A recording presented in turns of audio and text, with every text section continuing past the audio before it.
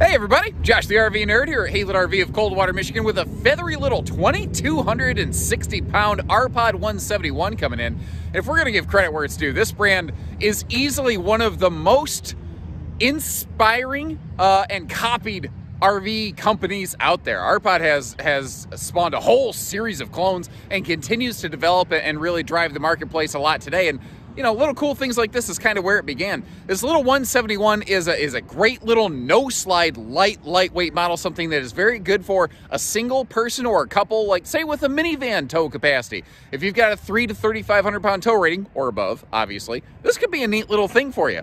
Now, as always, we're fair. If I see something, I say something, and that's why I want to go out of my way to show you a couple points of concern first before we get too far along.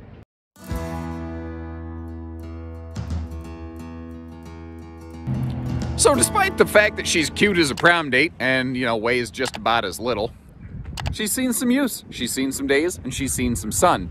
And the decals are showing it. Most of the decals are showing some level of weathering. And I just like to get that stuff out of the way. I want you to know exactly what you're seeing, because if I stood way back there and took a nice little picture, it's harder to pick up on that stuff. So I want to get you up close and personal. The other thing, you might miss it initially. I had to look at it twice because I'm like, something's off on this thing. I noticed that there's no fenders above the tires on this. I spoke with the salesperson that took it in on trade. He said we knew about that ahead of time. The folks unfortunately suffered a rare double blowout, and the fenders were basically ripped off as a result of that. You can actually see a little bit of their original signature where those were located. Now, obviously, they've got new tires on there, and obviously she got towed here, so she's roadworthy now. Could those fenders potentially be sourced and replaced? Sure. Are we actively planning to do that right now at this time? I don't believe so, just simply due to the extreme shortage and lack of availability on things currently. That might be something you could handle down the line, however. Now, anytime you're looking at a used RV, there's always going to be a couple little minor surface cabinet blemishes. I'm not going to go out of my way to point that stuff out. I feel like that is par for the course on something. But the thing I really want you to be aware of here is something you really can't see, but you're going to know when you show up, and that is that there's a soft spot here on the floor. I will not hide things, and I won't gloss over things like that from you. I want you to know what you're getting into. I want you to have a very good, fair assessment of this RV before you arrive. So the question is, how bad is it? Well, to help us out there, I recruited the help of the biggest guy at Haylett RV. I'd like to introduce Big John McVicker. You'll never guess why we call him that. John, how tall are you? 6'7". 6'7". And what do you weigh, if you don't mind me asking? 370. 370. John is 370 pounds. I said there's a soft spot on the floor. I have a 370-pound man standing on it. John, can you move around a little bit so people can see the fluctuations on the floor? There you go. You can see how it does move a little bit under him. Can you stand on one foot in the worst spot for me, John? Okay, now, can you do the hokey pokey? No. All right. John, you're a big guy. Yep. You're bigger than the average bear. You're the size of a polar bear. You're nice like a teddy bear, thank God. Otherwise, you'd eat me and break me in half.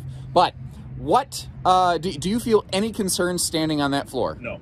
Okay. Did I prep you for this whatsoever? No. Okay. Well, do you know bit. a little bit? Okay. Do you know what I'm going to say next? No. I'm going to say thank you, John. No problem, man. So I'm a pretty decent sized dude. John's a big dude.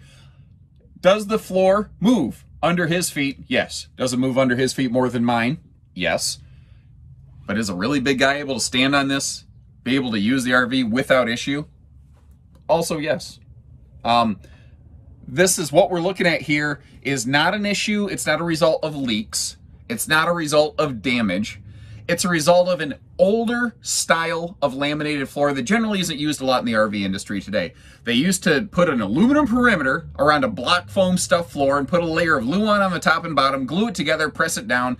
And man, when it was brand new, whoa, boy, it is just like, it's solid as a rock, Bob Seger style.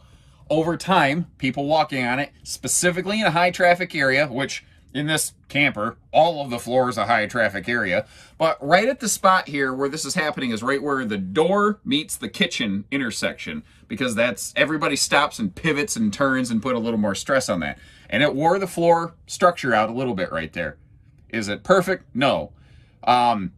Could you do something about it? Yeah, I've actually seen people just put some click plank linoleum flooring down to kind of compensate for that. But frankly, it's perfectly campable just how it is. Now, there's a benefit to this little defect that we've pointed out. It's going to save you some money. Instead of asking the full suggested retail price for this, naturally we have a little heavier discount on it. Another thought that I had on those fender wells, you could get some of those real cheap, like white plastic, almost boat trailer kind of fender flares to kind of put on there. It may not be an initial original exact merger, but it's something that could frankly serve the purpose. And I don't really know that you necessarily need anything there. Again, it's not perfect, it's not flawless, but it's campable how it is.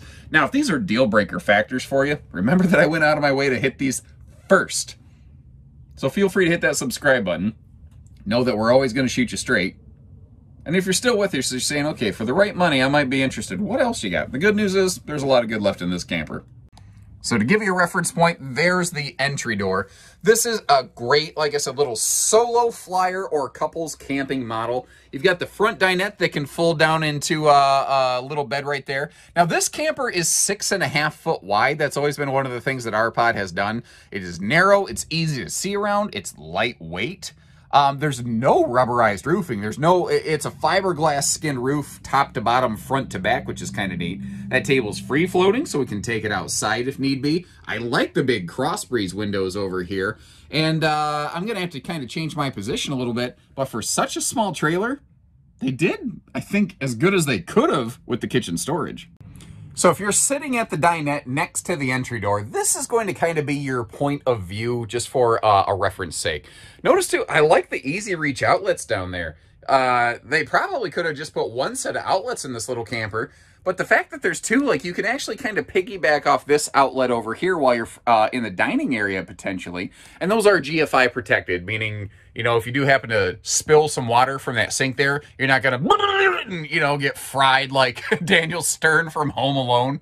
That wasn't Harry, that was Lloyd? Was Lloyd his name? Anyway, let's take a look at the storage space here, starting with that upper cabinet right there. That is a convection microwave oven, by the way, and a 3-way refrigerator. So 12 volt, 110 shore power, and propane.